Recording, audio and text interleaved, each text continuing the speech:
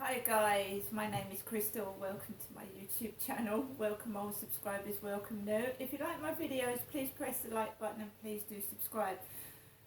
Now, I've managed to wake up a bit because when I first got up this morning, I just didn't know where I was. I was so tired. I'd been out 3 times yesterday, not that far, but it was freezing cold. When I came back yesterday evening, because I went out briefly yesterday evening, about 4-ish, and I just nipped out, and when I came back it was nearly 6 o'clock, so I nipped out for 2 hours yesterday evening. When I came back, my hands were fucking red raw, and it took about an hour for them to get warmed up. Absolutely freezing. It's really got like a cold spell down here in Medway, Kent, United Kingdom. So, good morning, Alexa. Alexa, good morning. Good morning. The inventor of the telephone, Alexander Graham Bell, was born on this day in 1847. After he'd made his fortune, he turned to other projects, only to find that the phone would keep interrupting him. If only he'd invented voicemail too. There's a lot of famous people being born today. Alexa, whose birthday is it today? Today's famous birthdays include Cuban-American singer and songwriter Camila Cabello, Indian film actress and singer Shraddha Kapoor, South African singer/rapper Yolandi Visser, Swedish-American actress Mercedes Mason, and French actor Olivier Robordin. Oh goodness. Yeah, so it's a few famous people being born today. March is a popular month, isn't it? Max, say hello. Come here. He's going to be grumpy this morning. Lovely little chihuahua, my best friend, aren't you, little matey?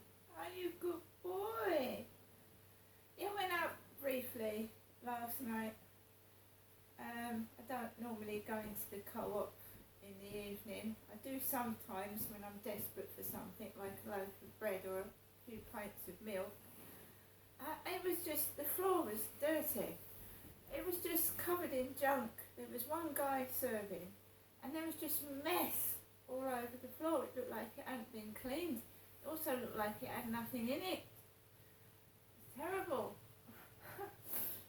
Mind you, it's the end of the day, isn't it? I expect these guys work up till 10 o'clock at night in a very, very bad area. It's a bad area. I know there's built lots of flats, new build flats, and they're trying to make it look good, but it doesn't cover up the crime rate and the drug problem in the Medway area, which is terrifically bad. I mean, I wouldn't go out by myself late at night, not in the shops or walking down the high street area. I mean, I don't like just walking.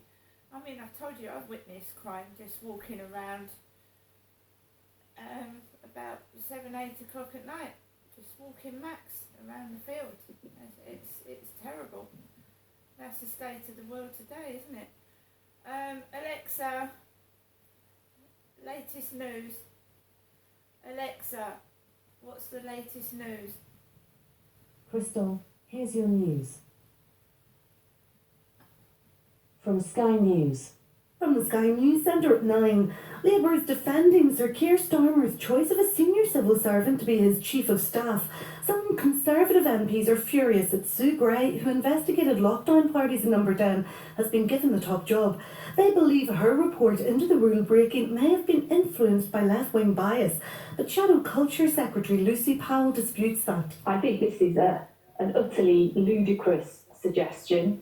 Nobody, including Boris Johnson and all of his key allies, seriously refuted or challenged the findings of that report when they came out indeed quite the opposite. New leaked WhatsApp messages from Matt Hancock's phone reveal he wanted police to be stricter over lockdown rules. In one message, then Prime Minister Boris Johnson said it was superb. People were facing £10,000 fines. Our political correspondent Mary Aurora has more. First of all, it was the Tory party that were having, not all, but the Tory party that were having those lockdown parties. They were the ones breaking the law, ironically. The second irony is it was also Matt Hancock breaking his own lockdown rules. A man and a woman are due in court later, accused of gross negligence manslaughter after the remains of a baby were found in Woodland in Brighton. Mark Gordon and Constance Martin are also charged with concealing a birth and perverting the course of justice. 12 million drivers in the UK who use diesel are being unfairly overcharged at the pumps. The RAC says retailers cut diesel by 3p a litre, but it should have been more like 10p. A lawyer in the US has been convicted of killing his wife and son in a case featured on Netflix. The jury deliberated for less than 3 hours before finding Alex Murdoch guilty. And England's cricketers are on 208 for 5 after 37 overs in Mirpur. A win for England would see them claim victory in the 3-match series. That's the latest. I'm Ruth McKee. Alexa. Deliveroo presents Alexa. Decision Time. The dilemma of what to order tonight just got even more delicious. Choose from some of the best restaurants in town, including pasta evangelists and artists. Download the app today. We know you want everything. But what's it going to be this time? Deliveroo. Food, we get it. Oh, she's playing up. She won't switch off. Alexa, stop. Right. So today, just seeing what happens as per usual. Taking my chihuahua out for a walk. Just that type of thing, really. So it's cold. I'm in my flat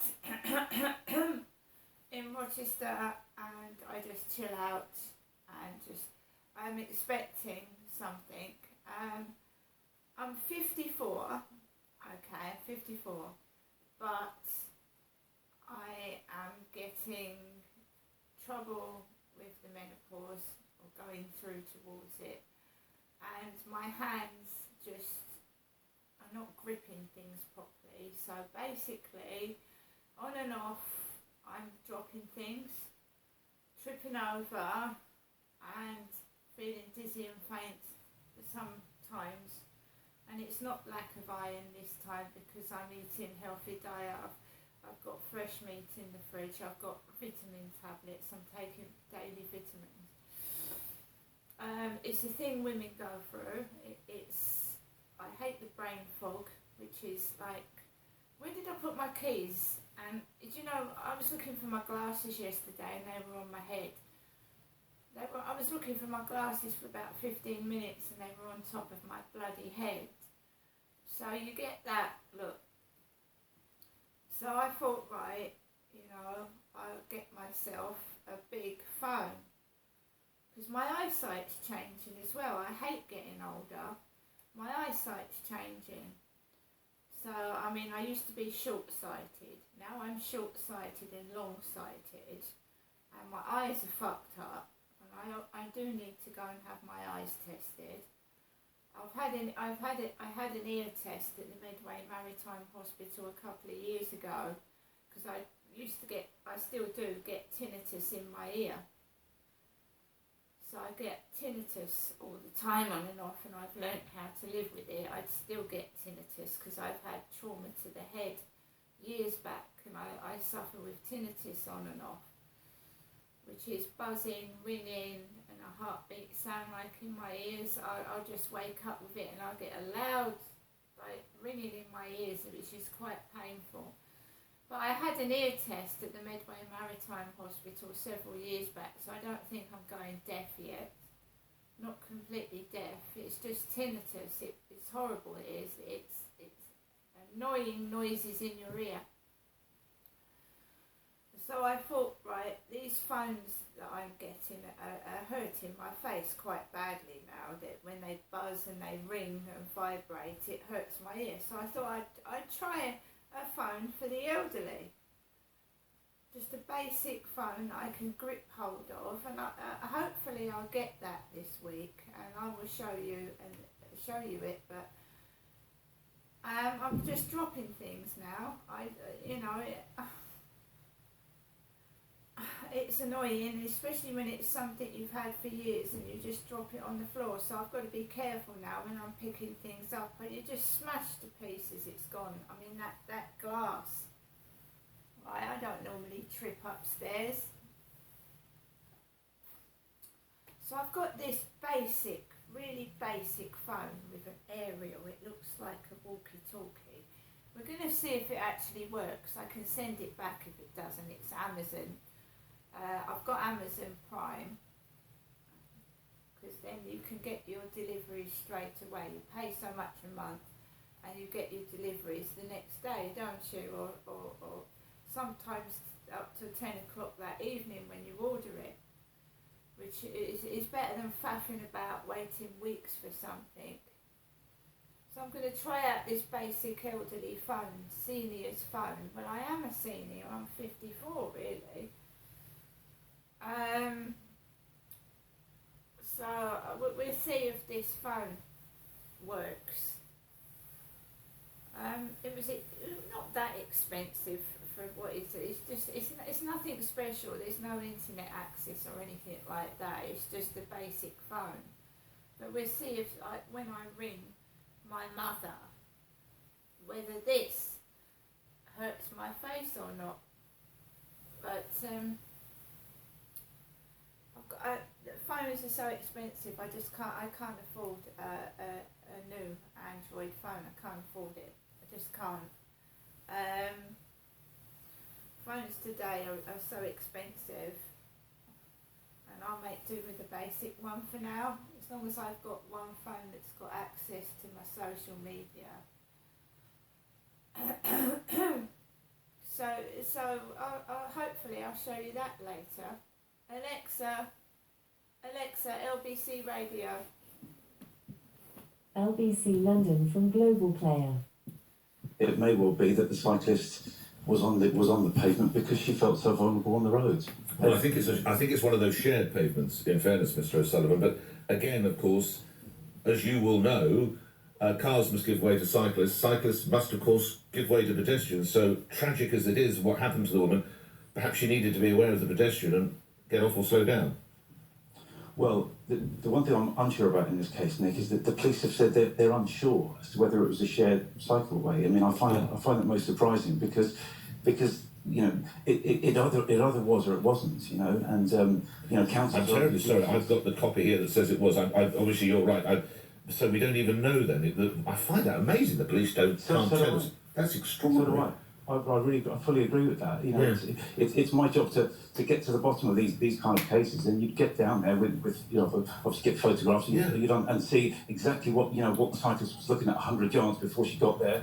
Whether it was whether there's any signage to show it's a shared place. Yeah. And obviously the duties on road engineers to make it crystal clear to both pedestrians and cyclists, if it is shared space, that they should expect each other, and they should obviously give way to each other and work with each other. Well, this is the broader conversation, and I suppose lastly, Mr. O'Sullivan, this comes down to, I'm going to call it signage. Is there enough signage on Britain's roads to let me know that I've got to keep aware that there might be a cyclist coming my way, or indeed I can have this pavement to myself and no cyclists are allowed? I don't know if there's enough notification or signage of that. Kevin? Well, yeah, quite right. Because the thing is, shared space, Nick, is quite rare. It's fairly rare that an area is designed for both, and so it's quite rare. So for most of us walking down the pavement, we're going to think this is our space. But it may well not. But for me, that's the one lacuna in this case, is that the police simply couldn't establish whether it's a shared space. For me, that's not good enough. Kevin O'Sullivan is a solicitor. You run the firm Cycle Legal. You act for cyclists. Thank you. Apologies again. I didn't know there was. But this is. I will tell you what there is. I'm familiar with this because in Lewisham in South East London, outside Lewisham Police Station, it's quite a broad pavement, and there's a cycle lane that sort of cuts through the middle of it. And I found myself walking there, and suddenly I look at the white lines. Oh, I'm in the cycle part of the pavement, and these are obviously very difficult. And if a cyclist came hurtling down there, she actually is in the right because they're on their cycle lane. But I'm also in the right because I'm crossing across the cycle lane to get off the pavement to go down the side road. If you see what I'm saying. Joanne and Swansea, let's start with you. Joanne, your reaction is terribly, terribly sad story. Good morning. Oh, hello, Nick. Good morning. As a severely sight-impaired lady, I get around with what's called a mobility cane. They're the long white canes with the ball. Oh, I know. Yeah, got it. Yeah, seen those. It is the most frightening thing for anybody with a sight impairment.